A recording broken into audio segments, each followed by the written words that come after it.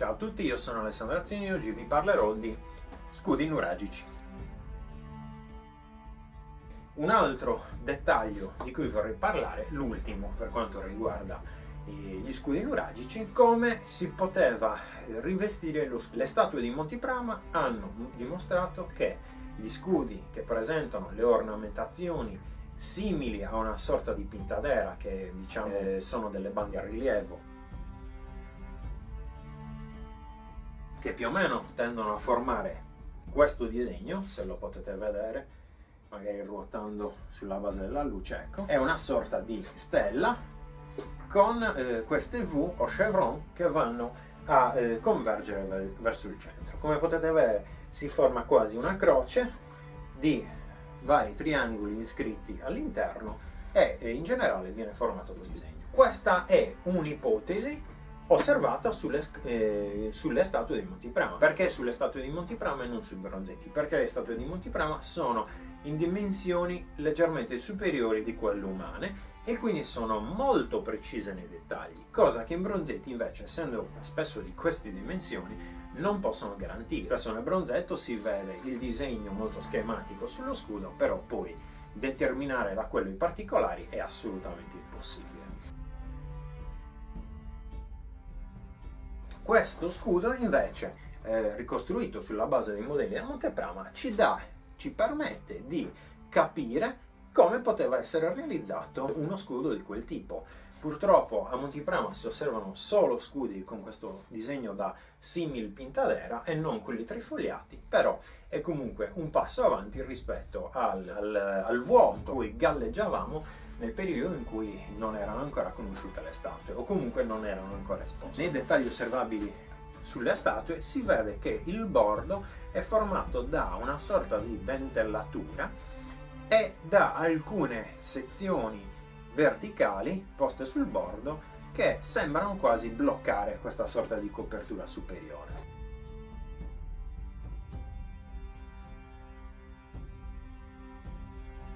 Allora, queste sezioni verticali sono state da me ipotizzate come dei chiodi che alternativamente vanno a bloccare la placca superiore che si ferma sul supporto in legno attraverso dei denti. Tra l'altro nello scudo da Monty Prama si osserva una doppia linea sul bordo che probabilmente, almeno a parer mio, sta a indicare un diverso livello di assi in legno. Perché un diverso livello di assi in legno e non un asse pieno? Con un asse pieno l'asse si potrebbe rompere, mentre sottili assi diverse possono essere tra loro connesse e incollate tra chiodi, colla animale e un sistema di incastro fatto su ogni tavola. Questo dà molta più resistenza allo scudo, perché quando si arriva a tagliare lo scudo, se fosse ad esempio composto da assi solo in un certo modo, la spada andrebbe magari a tagliare proprio nel senso della venatura e arriverebbe molto dentro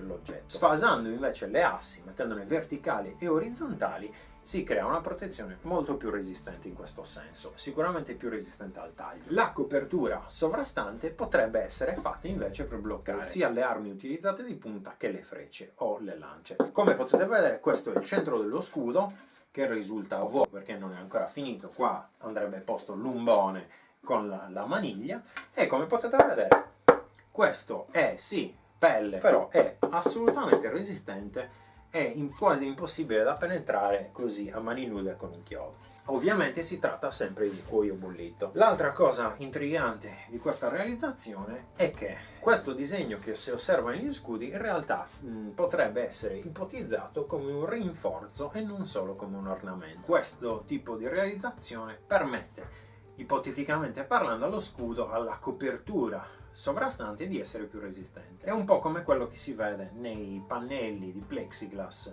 o di altri materiali plastici o addirittura in alluminio o in metallo o in laminato per coprire i tetti. Voi non trovate delle lastre semplici, ma trovate delle lastre ondulate, perché in questo modo la lastra assume più resistenza. È lo stesso principio che si potrebbe utilizzare sul cuoio o sul metallo laminato per renderlo più resistente, un po' come facevano i villanoviani sui loro scudi, facendo delle borchiature e delle ornamentazioni realizzate mediante battitura per rendere probabilmente lo scudo più resistente.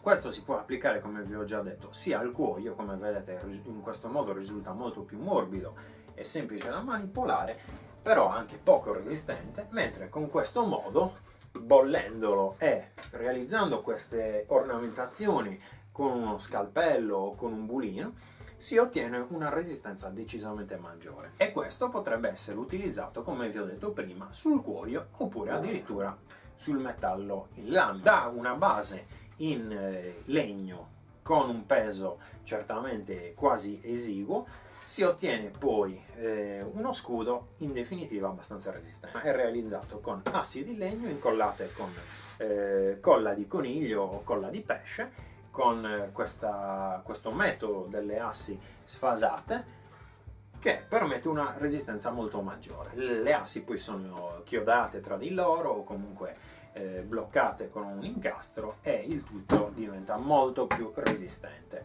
Se voi realizzaste qualcosa di simile con un unico grande pezzo di legno, addirittura tagliandolo magari dal tronco, non otterreste la stessa resistenza. Questi erano principi che sicuramente i nostri progenitori conoscevano bene. L'ultimo tipo di scudo che vi voglio presentare è quello che io ho ipotizzato con materiali vegetali intrecciati.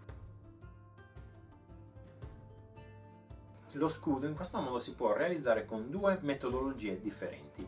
Una è quella dell'intreccio, come dire, per realizzare i cestini, che però presenta sempre il centro pieno, perché è nel centro che si crea la base costruttiva per poi realizzare tutta la struttura. Dico queste cose perché avevo fatto un corso molti anni fa di intreccio per realizzare i cestini e queste conoscenze sono derivate quindi da una pratica diretta, non perché mi sono fatto ricostruire lo scudo a qualche artigiano, ma perché l'ho provato con le mie mani, studiando e realizzando manufatti diversi ma che hanno sempre la stessa base costruttiva.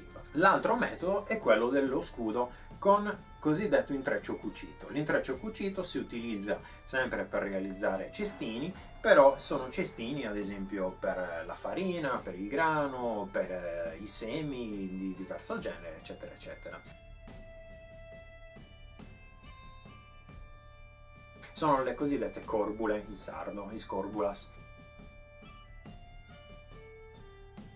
Questo tipo di scudo, a parer mio, ha molto più senso in base al contesto che si sta analizzando, perché questo tipo di scudo non permette l'utilizzo di una maniglia centrale, perché appunto il centro è pieno. Se voi utilizzate una maniglia su questo scudo, la maniglia deve essere per forza distante dal centro dello scudo in modo da permettervi di muoverlo nel giusto modo.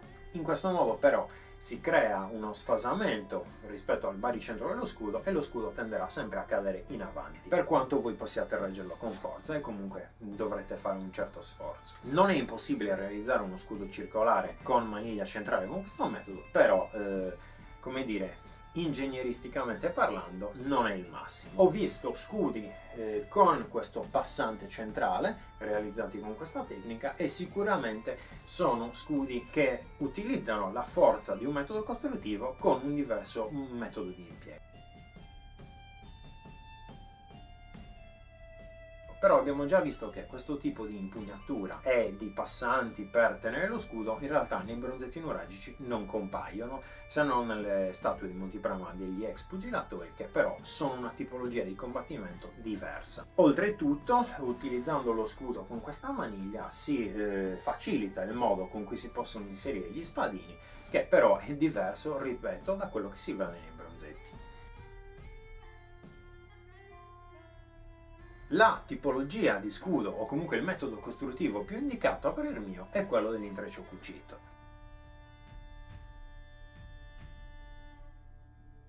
La struttura del cesto parte già dal presupposto che il centro sia vuoto, quindi avete lo spazio per inserire la mano inserire la mano e quindi utilizzare una maniglia che sia molto aderente e quindi molto vicina al baricentro dello scudo e che vi permetta di maneggiarlo in maniera molto più, come dire, consona. Come potete vedere, quando la mano è al centro dello scudo, quindi nel suo baricentro, lo scudo non tende a cadere in avanti, ma anzi tende a cadere leggermente all'indietro, il che è una cosa positiva. Oltretutto, con questo metodo, benché possa sembrare, come dire, uno scudo molto morbido, in realtà nel caso in cui vogliate colpire l'avversario con un colpo di piatto, quindi con la parte di taglio dello scudo, come potete vedere è abbastanza resistente, proprio derivante dal fatto che gli anelli tra loro si sovrappongono e vengono costruiti in questo modo. Ovviamente lo scudo è più morbido con la forza applicata in questo senso, però ripetiamo che personalmente questo tipo di scudo veniva utilizzato in questo modo, cioè mettendolo scorciato.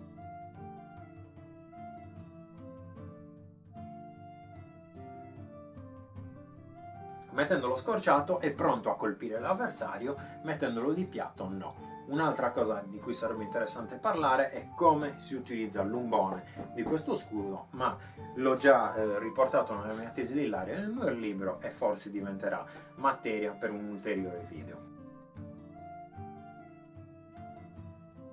L'altra cosa interessante che si può vedere in questo metodo è questo bordo che è realizzato tutto sul perimetro dello scudo e che si osserva nei bronzetti. Forse potrebbe essere un'indicazione di come veniva bloccata la copertura superiore dello scudo nello scudo stesso. Questo tipo di scudo ha il vantaggio di essere molto leggero, non potreste rimanere in questa posizione per molto più tempo rispetto a un altro modello e soprattutto ha il vantaggio di essere leggero, facilmente costruibile perché intrecciare dei materiali vegetali è molto più semplice rispetto a tagliare un albero e realizzare delle assi, procurare la colla, i chiodi eccetera eccetera, quindi presenta dei vantaggi costruttivi non indifferenti. Ovviamente non è mai stato ritrovato uno scudo di questo tipo e una possibile spiegazione potrebbe essere forse proprio dovuta al materiale impiegato per realizzarlo. Se lo scudo fosse realizzato solo in materiali deperibili, quindi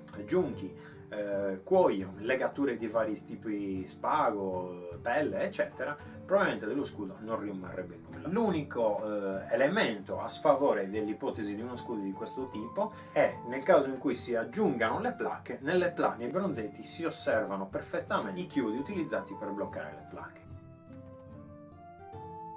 Spero che questo video vi sia piaciuto, trovate gli argomenti di cui ho parlato nel mio libro Guerrieri dai bronzetti alle statue di Monteprama. Ulteriori approfondimenti chiaramente saranno rilasciati sul canale, quindi condividete, mettete mi piace, seguitemi su questo canale per ulteriori approfondimenti sull'archeologia e sulla civiltà nuragica. Un caro saluto e grazie, ciao!